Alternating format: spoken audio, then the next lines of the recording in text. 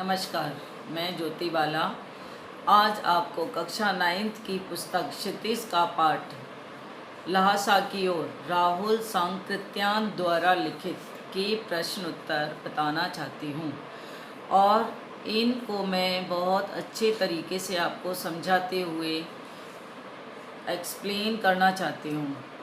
जो कि इसका पहला प्रश्न इस प्रकार है। थोडला के पहले के आखिरी गांव में पहुंचने पर भिकमंगे वेश में होने के बावजूद लेखक को ठहरने के लिए उचित स्थान मिला, जबकि दूसरी यात्रा के समय भद्रवेश भी उन्हें उचित स्थान नहीं दिला सका। क्यों? तो इसका मतलब है, जब लेखक भिकमंगे वेश में थोडला के पहले के आखिरी गांव में पहुंचा था, तब उसके साथ सुमति थे। सुमति के वहाँ बहुत से यजमान थे। उनकी जान पहचान होने के कारण उस समय भिकमंगे होने के बावजूद भी उनको उचित स्थान ठहरने को मिला।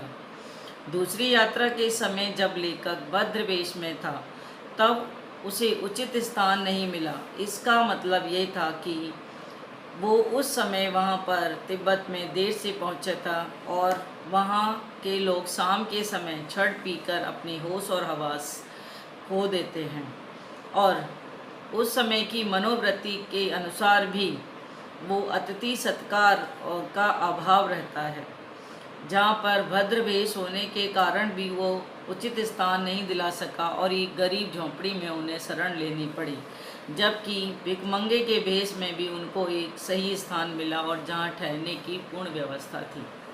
दूसरा प्रश्न है कि उस समय के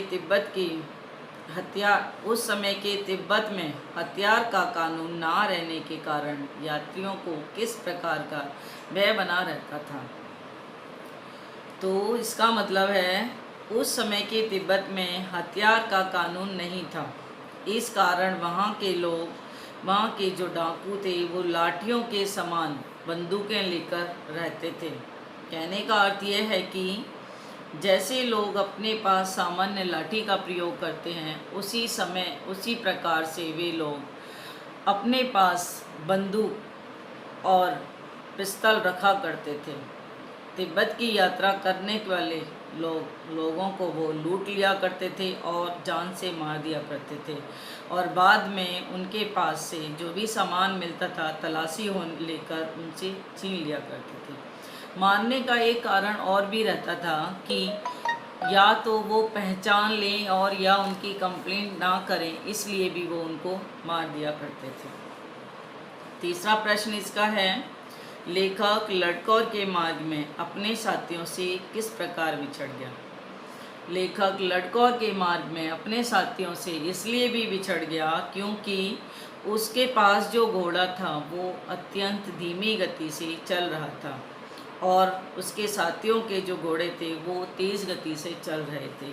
लेखक भी अपने घोड़े को तेज़ चलाना चाहता था, परंतु घोड़ा इतना थक चुका था और तेज़ चलाने पर, मारने पर, उसको गुड़काने पर उसकी गति और भी अधिक धीमी हो जाती थी। इसलिए लेखक अपने साथियों से बिछड़ गया।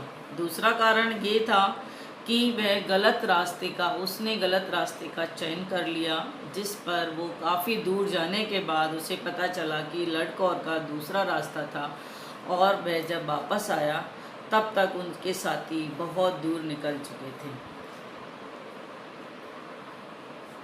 इसका चौथा प्रश्न है, लेखक ने शेखर विहार में सुमति को उनके यजमानों के पास जाने से रोका, परंतु दूसरी बार रोकने का प्रयास क्यों नहीं किया। तो उत्तर इसका यह है, लेखक ने शेखर विहार में सुमति को उनके यजमानों के पास जाने से इसलिए रोका क्योंकि लेखक को लगा कि यदि वे अपने यजमानों के पास गए तो कुछ दिन पश्चात ही वापस लौटेंगे। दूसरी बार जब सुमति ने लेखक से अपने यजमानों के पास जाने के लिए पूछा तो लेखक ने सुमति को नहीं रोका।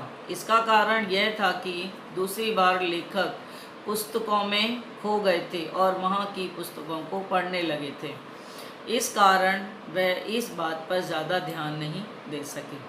अगला प्रश्न है, अपनी यात्रा के दौरान लेखक को किन किन कठिनाइयों का सामना करना पड़ा?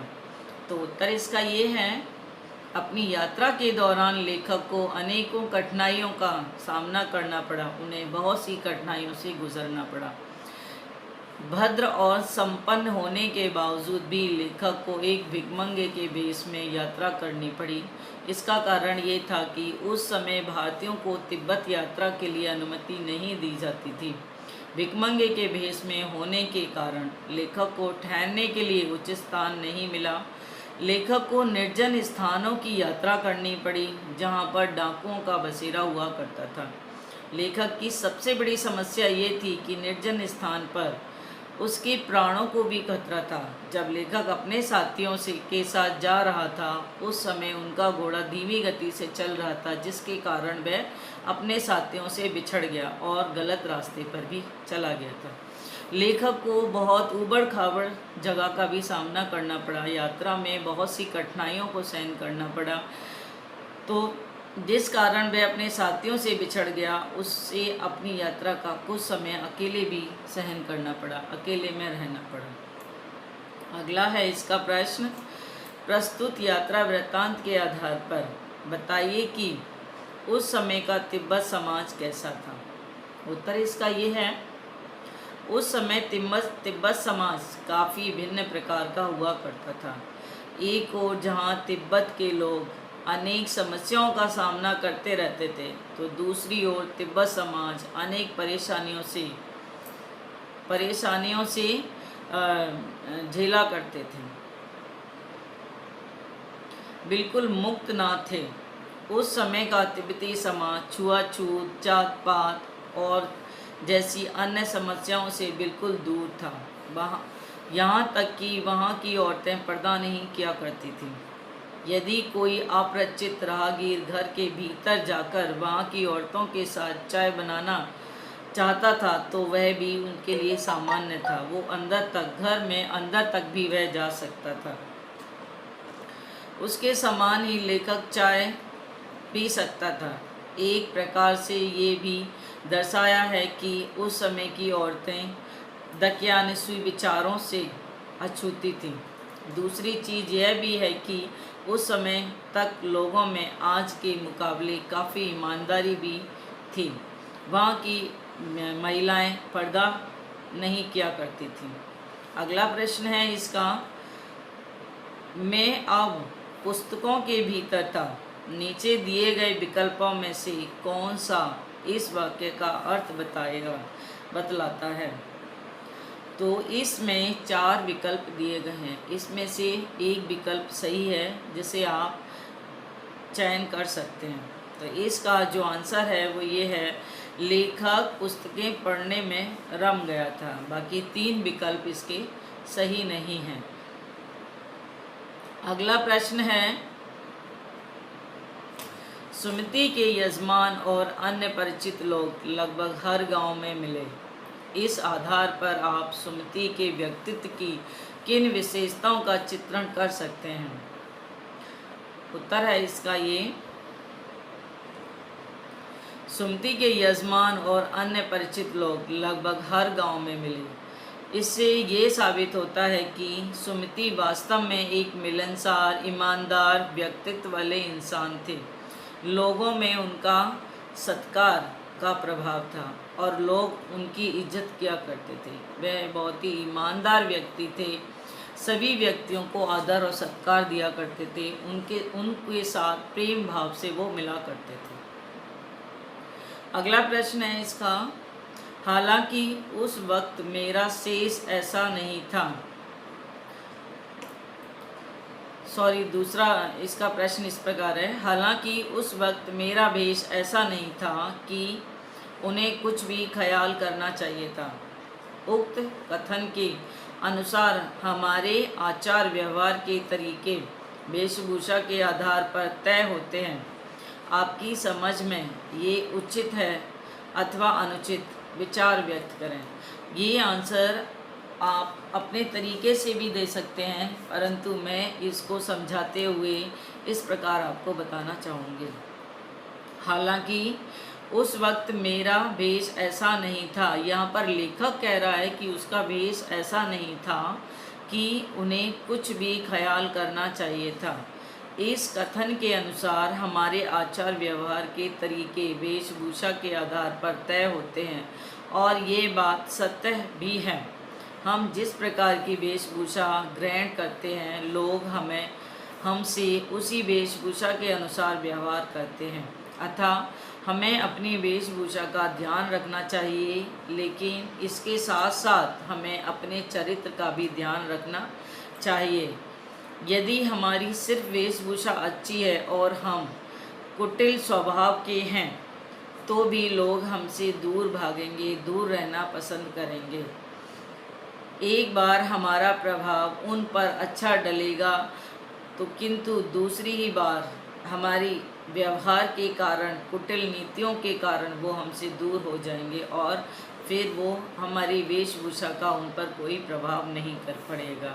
वेशभूषा व्यक्ति को सामने से अट्रैक्टिव करती है, उसको एक पहली नज़र में अच्छा चयन करने के लिए कहती है, लेकिन जब हमारा व्यवहार अच्छा होता है तो व्यक्ति हमेशा ही हमारे साथ बना रहता है और हमारे साथ जुड़ना चाहता है। अगला प्रश्न ये है इसका, यात्रा वृत्तांत के आधार पर तिब्बत की भौगोलिक स्थिति का शब्द चित्रण प्रस्तुत करें। वहाँ की स्थिति अपने राज्य शहर से किस प्रकार भिन्न है? तो उत्तर है इसका, तिब्बत की सीमा हिमालय से शुरू होती है, जिस कारण तिब्बत एक ठंडा और बर्फीला स्थान है। समुद्र तल से ठांडे 17-18 किलोमीटर ऊपर है, अर्थात ये काफ़ी ऊंचाई पर स्थित है। पूर्व से लेकर पश्चिम तक हिमालय की बर्फ़ से ढकी हुई सफ़ेद चोटियां दिखाई देती हैं। जिस स्थान पर हम रहते हैं वहाँ से तिब्बत की भौगोलिक स्थिति अत्यंत भिन्न है। तिब्बत बर्फीला स्थान है जहाँ से हिमालय की सफ़ेद चोटियां साफ नज़र आती हैं, जबकि यहाँ का वातावरण काफ़ी गर्म है और यहाँ सर्दियों के मौसम में भी बर्फ़ नहीं पड़ती। गर्मियों के मौसम में सूरज की तपन अत्यधिक तीव्र होती है। सर्दियों के मौसम में कभी कभार देखने को मिलता है कि मौसम में बारिश हो रही है या सूखा पड़ रही है। कुल मिलाकर यह भी यहाँ की भौगोलिक स्थिति तिब्बत की भौगोलिक स्थिति से बिल्कुल अलग है। अगला प्रश्न है,